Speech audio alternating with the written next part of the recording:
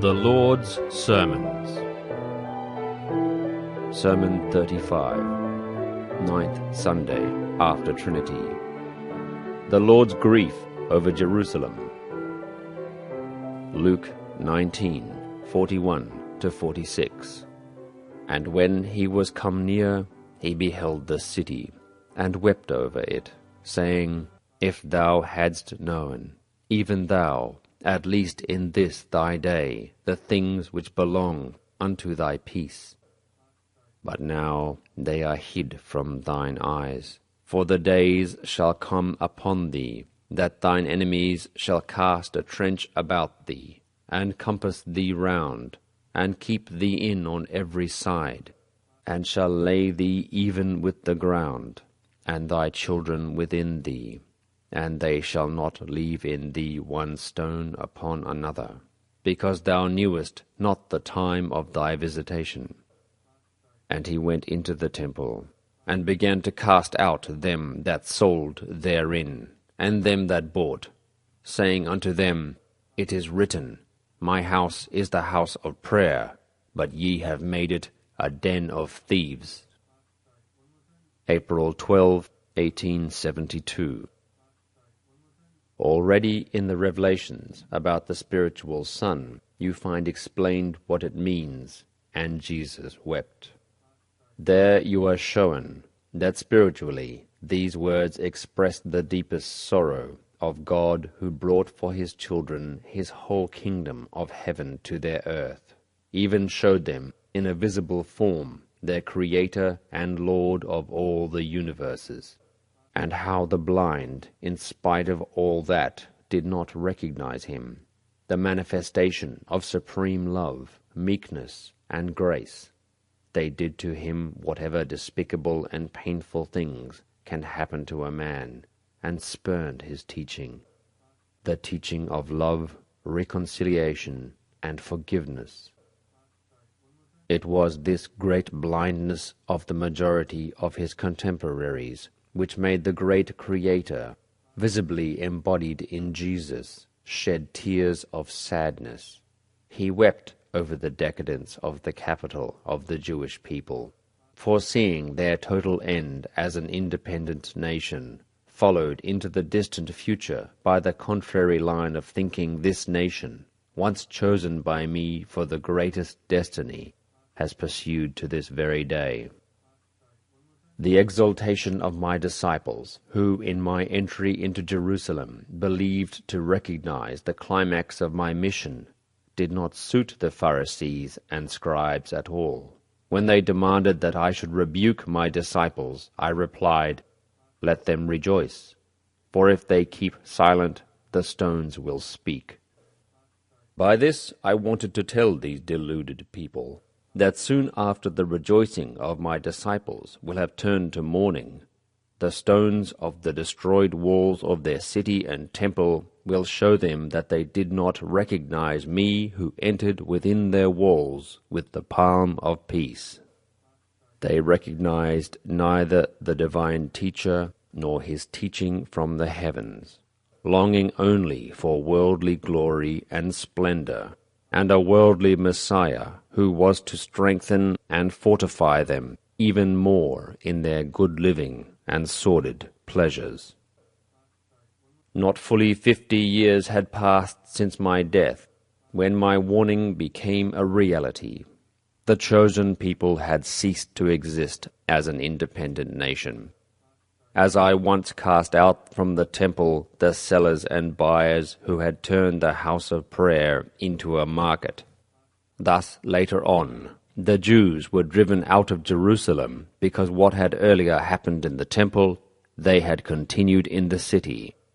That is, they had completely forgotten man's spiritual higher life, and in their worldly mindedness striven only for pleasures, power, and riches.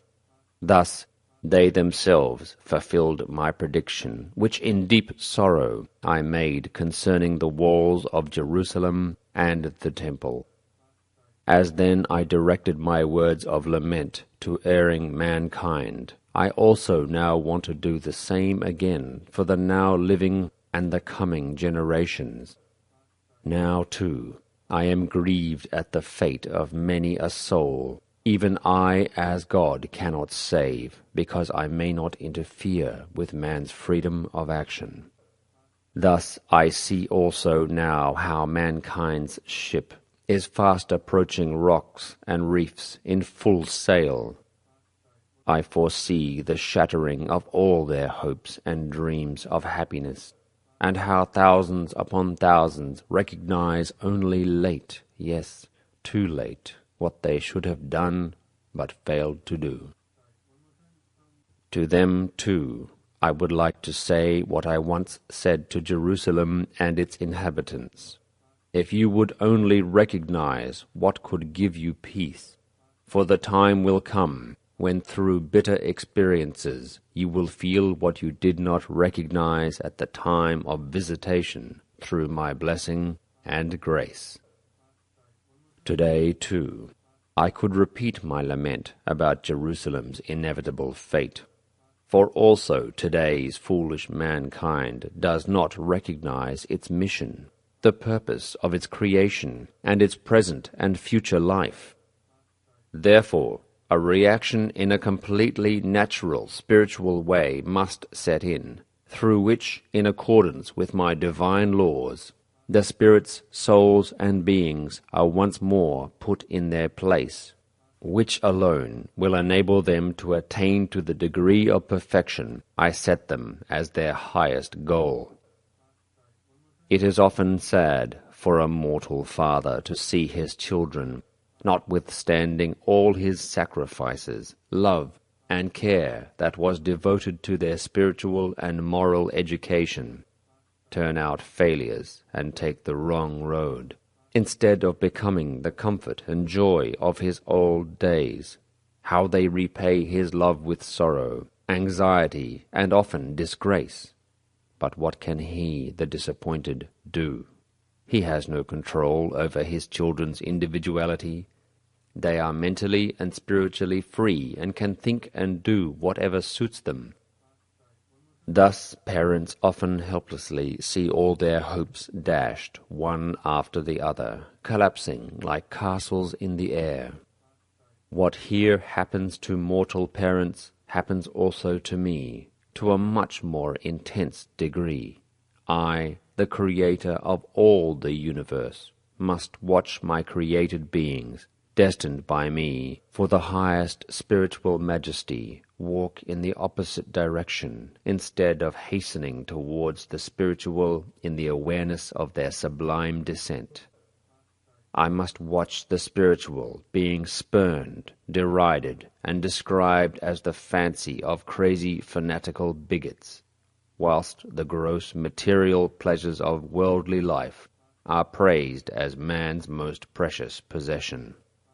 I must watch how the external garment is regarded as the most important thing, but the spiritual essence inherent in this casing is ignored.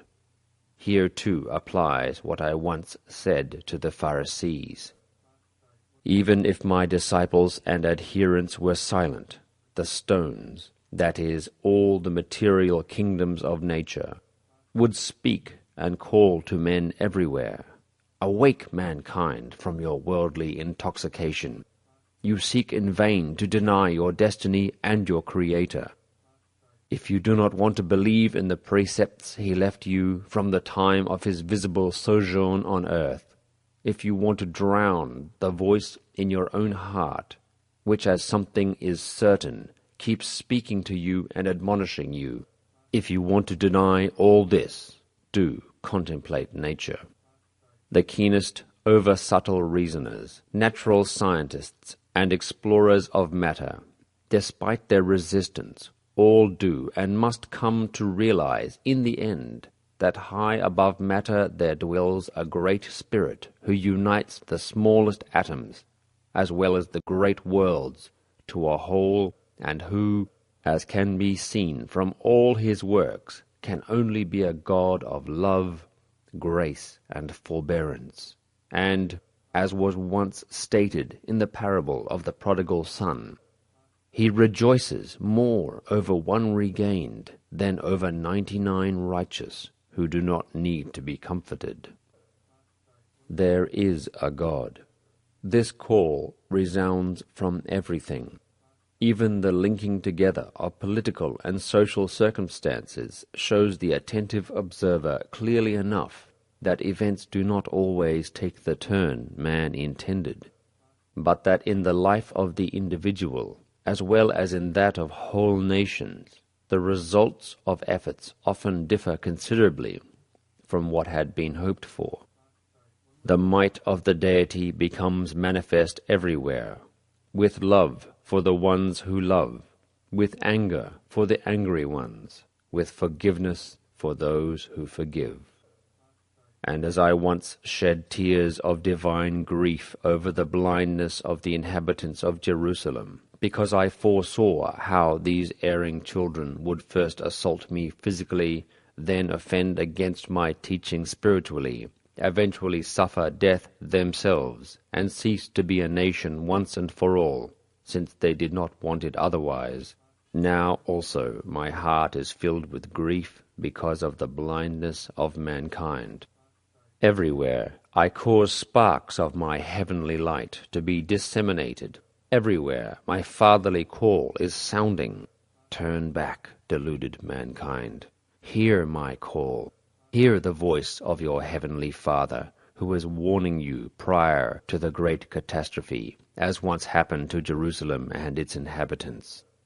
Hear the voice that wants to open your eyes and show you how carelessly you are staggering, as if intoxicated, close to the abyss of eternity, risking any moment to be swallowed by it for a long time.